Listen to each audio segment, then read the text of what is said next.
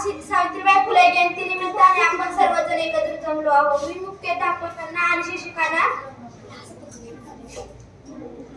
विनंती करते की त्यांना प्रतिमेचे पूजन करू द्यावे.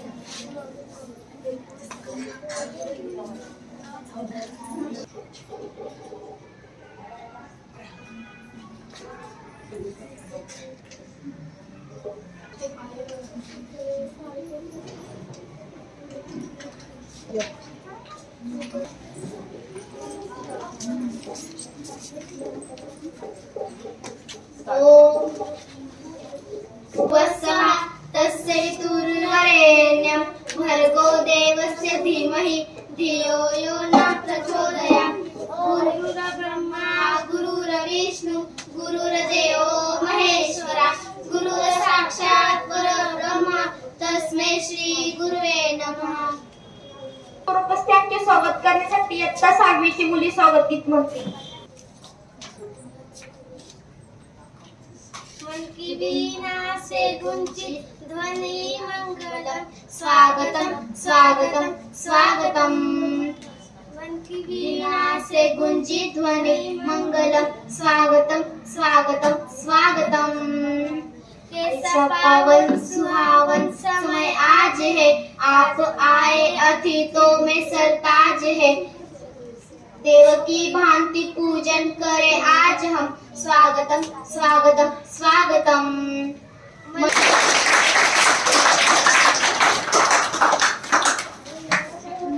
इयत्ता 6वीच्या मुली गीत सादर करतील. मैं सावित्री महान देशाला तुझा अभिमान. मैं सावित्री तू महान देशाला तुझा अभिमान. उघडली तू मुलींची शाळा, फुलविला तू क्रांतीचा मळा. स्त्रियांना कधीच नव्हता शिक्षणाचा अधिकार, चूल आणि मूल त्यांच्या आयुष्याचं सार. ज्योतिबांनी चलावली पहिली मुलींची शाळा. कर्मठ लोकांशी आयुष्य सारे झिजले, गरिबांच्या शिक्षणाला मुलींची शाळा. फुलविला तू क्रांतीचा मळा. मैं सावित्री तू महान देशाला तुझा अभिमान. उघडली तू मुलींची शाळा. त्यांनी भाषण घेतले तर ते योग मनोगत आपले व्यक्त करेल. पहिले 7वी घे व्हायचं विषय इयत्ता 6वी मध्ये प्रणाली विद्यार्थी आपले मनोगत व्यक्त करेल. पोदरे जरा वरती घेऊ का? माझे नाव प्रणाली ज्ञानेश्वर विराजदार. भारतीय स्त्रियांना शिक्षणाचे दरवाजे खुले करून देणारी भारतीय शिक्षणाची गंगोत्री क्रांतीसूर्य महात्मा फुले यांना सत्य शोधक मानवाला साथ देणाऱ्या क्रांतीज्योती सावित्रीबाई फुले यांना जोरदार अभिवादन. आजच्या कार्यक्रमाचे अध्यक्ष गुरुजनवर्ग व माझ्या बालमित्र मैत्रिणी. आज 3 जानेवारी म्हणजे क्रांतीज्योती सावित्रीबाई फुले यांची जयंती, म्हणून तर आज जगती अमर आहे सावित्री. जय हिंद जय महाराष्ट्र. प्रणालीने आपले खूप छान मनोगीत व्यक्त केले. आता विषय आपले मनोगीत व्यक्त करेल. पुढच्या गुरुजनवर्ग येथे जमलेले माझ्या बालमित्र मैत्रिणी, आज मी तुम्हाला सावित्रीबाई फुले यांच्याविषयी 2 शब्द सांगणार आहे. त्यांनी त्यांचे आयुष्य प्रसार व समाज सुधारण्याचे व्यक्ती आहेत. सावित्रीबाईचा जन्म 3 जानेवारी 1840 साली. सावित्रीबाई फुले यांचा विवाह ज्योतिराव फुले यांच्यासह. आपले मनोगीत खूप छान व्यक्त केले. आता घरात आपले मनोगत व्यक्त करेल.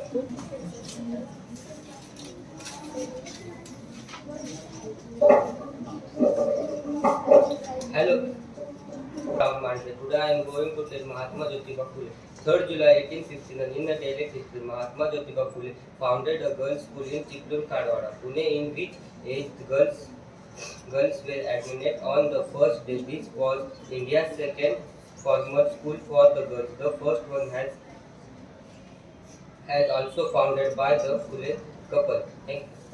आता स्वाती गणेश गायकवाड आपले मनोगत व्यक्त करेल. गणेश गायकवाड मी सावित्रीबाई फुले यांच्याबद्दल थोडीफार माहिती सांगणार आहे. तुम्ही शांतपणे ऐकावी माझी नम्र विनंती. सावित्रीबाई फुले आपल्या भारतातील पहिल्या शिक्षिका होत्या. त्यांचा जन्म 3 जानेवारी 1831 रोजी सातारा जिल्ह्यातील नायगाव येथे झाला. त्यांनी मुलींसाठी पहिली शाळा पुण्यातील पिढेवाड्यात त्यांनी मुलींसाठी पहिली शाळा सुरू केली. ते शाळेत जायला निघाले की हे विरोधक त्यांच्यावर दगड, पण सावित्रीबाईंनी या सगळ्याला खंबीरपणे तोंड दिले आणि ते शाळेत जायला निघत होते. एवढे बोलून मी माझं भाषण. स्वातीने आपले मनोगत खूप छान व्यक्त केले. आता प्रतिज्ञा आपले मनोगत व्यक्त केले. प्रतिज्ञा मी आता सावित आहे. मी तुम्हाला सावित्रीबाई फुले यांच्याविषयी 2-4 सांगणार. माझी नम्र विनंती आहे की तुम्ही शांतपूर्वक ऐकावे.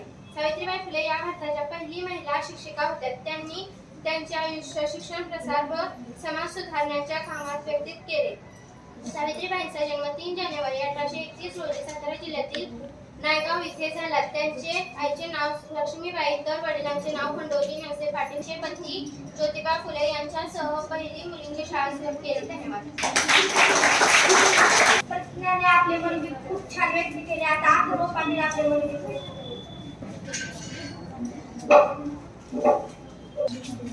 Mahatma Jyotiba Phule was a Marathi Gandhiji prayed him to Mahatma for achieving of goal, setting up a school. Dr. Babasaheb Ambedkar considered Mahatma Phule as his guru. Mahatma Phule did a great job of promoting education. Mahatma Phule was a true Mahatma.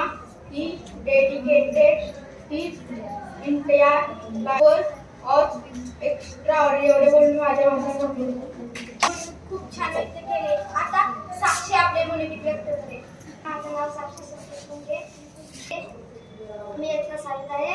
Savitribai Phule यांच्याबद्दल मी सांगत आहे. येथील उपस्थित सर्व विद्यार्थी शिक्षकांना मी नमन करते आणि मला आवर्जून माझ्या जयंतीनिमित्तानं बोलवून तुम्हाला धन्यवाद. मी आणि फुले यांनी शाळा सुरू केली. 8 मुली होत्या, पण आज जवळजवळ सर्व मुली शिक्षण घेत आहेत. हे पाहून मी केलेले कष्टाचे चीज झाले. आज सर्व मुली क्षेत्रातील कार्यातील आहेत. हे पाहून खूपच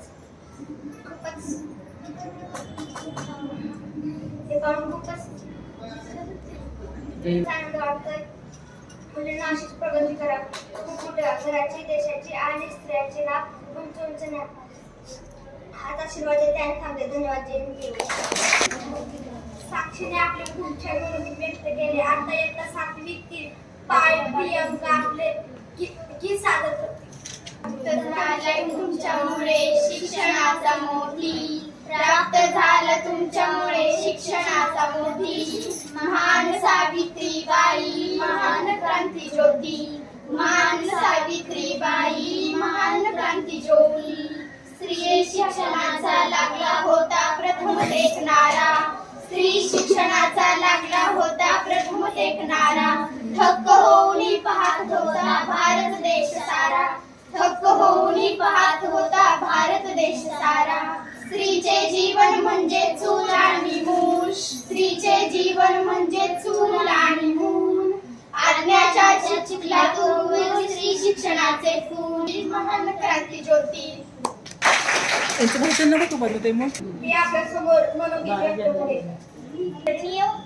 व्यासपीठ आणि पूज्य गुरुजन वर्ग, आज मी सावित्रीबाई फुले यांच्याविषयी थोडीफार माहिती सांगणार आहे. ती तुम्ही शांतचित्तेने ऐकावी अशी माझी नम्र विनंती. सावित्रीबाई फुले यांचा जन्म 3 जानेवारी 1831 रोजी झाला.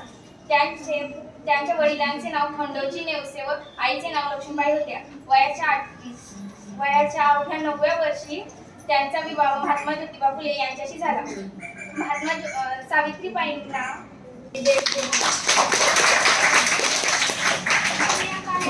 कविताने आपले मनोगत खूप छान व्यक्त केला. तर प्रियंका आपले मनोगत व्यासपीठ माननीय सर्व शिक्षकवृंद व माझ्या सर्व बालमित्रांनो व मैत्रिणींनो, आज 3 जानेवारी बालिका दिन व सावित्रीबाई फुले यांच्या निमित्त मी त्यांचे 4 शब्द सांगणार आहे.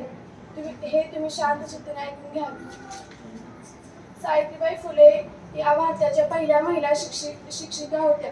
त्यांनी त्यांचे आयुष्य शिक्षण, प्रसार व समाज सुधारण्याच्या कामात व्यतीत केले. सावित्रीबाईंचा जन्म 1 जानेवारी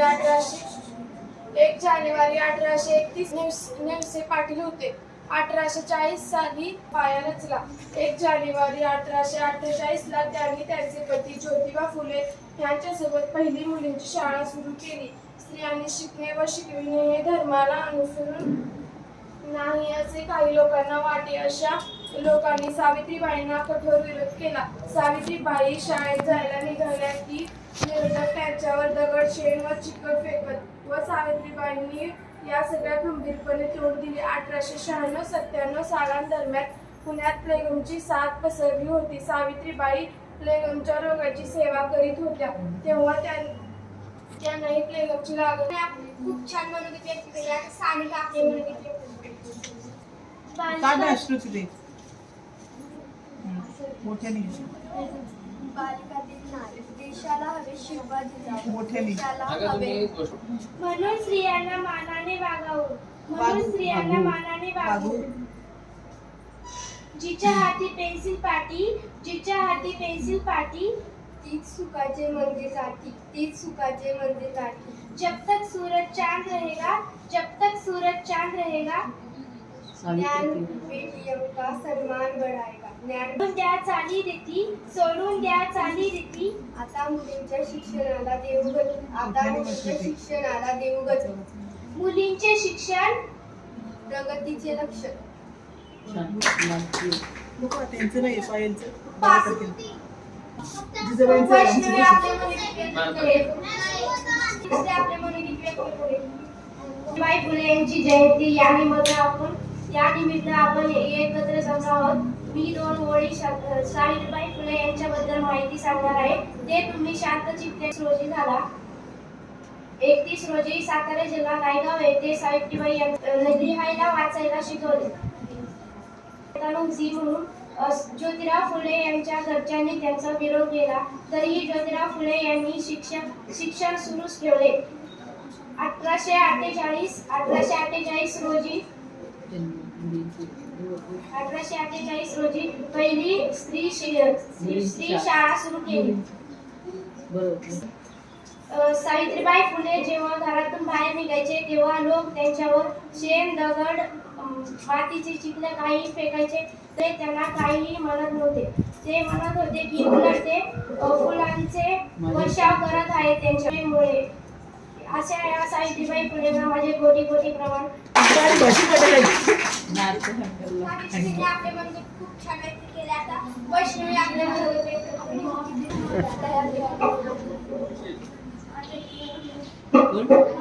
तर सावित्रीबाई फुले यांनी शिक्षणाबरोबरच अनेक कार्य केले आहेत. जसे वृद्धांचे वृद्धाश्रम काढले, त्यांना जे लागेल ते पुरवले, त्यांच्या सर्व गरजा त्यांनी पुरवल्या.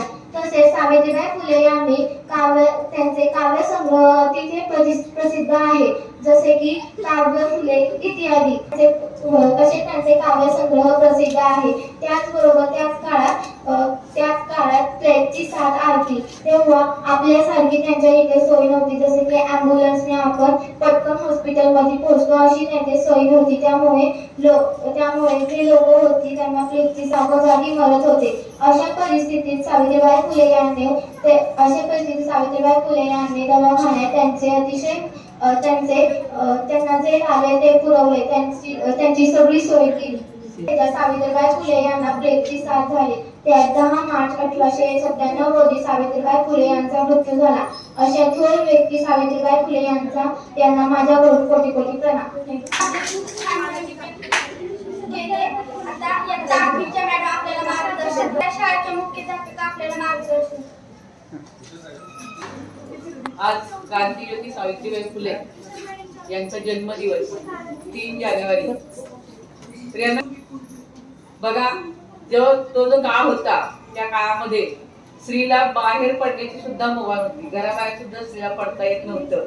आणि अशा कठीण परिस्थितीमध्ये जेव्हा स्त्रीला दुय्यम दर्जाचं स्थान होतं, स्त्रीने फक्त चूल सांभाळायची, स्वयंपाक करायचा आणि मुलांना जन्म घालून त्यांचं पालन पोषण करायचं, एवढंच स्त्रीचं काम असं त्या काळी होतं. म्हणजे अशा रूढी परंपरा त्या काळी होत्या. आणि अशा प्रवाहाच्या विरुद्ध जाऊन ज्योतिबा फुले यांनी आपल्या पत्नीला शिकवलं. आणि म्हणजे स्वतः जेव्हा त्यांचं लग्न झालं 9व्या वर्षी, तेव्हा त्या अडाणी होत्या, म्हणजे त्यांना गकम काहीच माहित नव्हतं. अशा परिस्थितीमध्ये या ज्योतिबा फुल्यांनी आपल्या पत्नीला प्रथम शिकवायचं ठरवलं. आणि त्यांच्या ज्योतिबा फुल्यांच्या लक्षात आलं, जर ही स्त्री शिकली तर संपूर्ण समाज, संपूर्ण कुटुंब शिकतं. आणि प्रत्येक कुटुंब असं सुशिक्षित झालं, शिकलं तर संपूर्ण समाजाचा विकास होईल. हे जेव्हा त्यांच्या लक्षात आलं, तेव्हा त्यांनी स्त्री शिक्षणाला फार महत्व दिलं आणि स्वतःच्या पत्नीपासून शिकवायला सुरुवात केली. आणि त्या परिस्थितीमध्ये सुद्धा त्या सावित्रीबाईंनी वयात लहान वय बघा, आता आपण 9 वर्षाच्या पुढे आहोत, तरी आपल्याला कित्येक गोष्टी सांगाव्या लागतात, समजून सांगाव्या लागतात, तरी सुद्धा आपल्या लक्षात येत नाही. आणि वयाच्या 9व्या वर्षी त्यांना आपल्या पतीचं म्हणणं कळलं आणि त्यांनी पतीला साथ दिली. म्हणजे हे साथ देणं पण खूप महत्वाचं होतं त्या काळात. आणि मग घरच्यांच्या विरोध पत्त्याला त्यांना घराबाहेर सुद्धा काढण्यात आलं. आणि अशा परिस्थितीत ज्योतिबांनी आणि त्यांच्या पत्नीने मिळून स्त्री शिक्षणाचा पहिला पाया घातला. आणि म्हणून तर आपण आज कुठल्याही क्षेत्रात जा स्त्रिया ह्या सगळ्यात पुढे दिसतात आपल्याला. प्रत्येक क्षेत्रामध्ये स्त्रिया आहेत. कुठलंही क्षेत्र नाही असं की त्याच्यामध्ये स्त्रिया नाही. म्हणजे पुरुषांच्या बरोबरीने स्त्रिया काम करत आहेत. म्हणजे ही जी क्रांती घडवली ही ज्योतिबा फुले आणि सावित्रीबाई फुले यांनीच. म्हणून अशा स्त्री शक्तीला माझे शतशः प्रणाम. तुम्ही सुद्धा इथे मुलींनी सावित्रीबाईंच्या वेशात खूप छान स्वतःचं मनोगत व्यक्त केले या ठिकाणी. म्हणजे आपण फक्त आता त्यांचा इतिहास नाही वाचायचा, नुसता इतिहास वाचतो आपण, तर प्रत्यक्ष कृतीला सुरुवात झाली पाहिजे. म्हणजे आपण सगळ्यांनी ठरवलं पाहिजे की मी नुसतं इथेच बसणार नाही, तर मी काहीतरी पुढे होणार, शिक्षित होणार, काहीतरी घडवणार, समाजासाठी काहीतरी काम करणार, असं प्रत्येकाने ठरवलं तरच या दिनाला महत्व आहे. नाहीतर काय दरवर्षी आपण साजरं करायची, सावित्रीबाई फुले जयंती साजरी करायची, पण यातून त्यांना आनंद नाही देत आपण. तर आपण त्यांच्यासारखं काहीतरी, समाजासाठी काहीतरी ऋण आहोत आपण समाजाचं, म्हणून समाजासाठी काहीतरी कार्य करावं अशीच प्रेरणा आपण या निमित्ताने घ्यायची. आणि त्याप्रमाणे आपण काहीतरी कार्य करायचंय, पुढे शिकायचंय, मोठं व्हायचंय. आणि मगच खरोखर एक आपण जे साजरं करतो त्याला खरोखर त्यांनी सार्थक होईल या दिनाचं. तर सगळ्यांनी, मुलांनी सुद्धा, म्हणजे मुलींनी शिकायचं म्हणजे मुलांनी मागे पडायचं असं सांगितलं तर त्यांनी असं सांगितलं ज्योतिबा फुलेंनी की मुलांनी मागे पडायचं, फक्त मुलींनी शिकायचं. नाही सांगितलं होतं ना त्यावेळेस शिकत होते.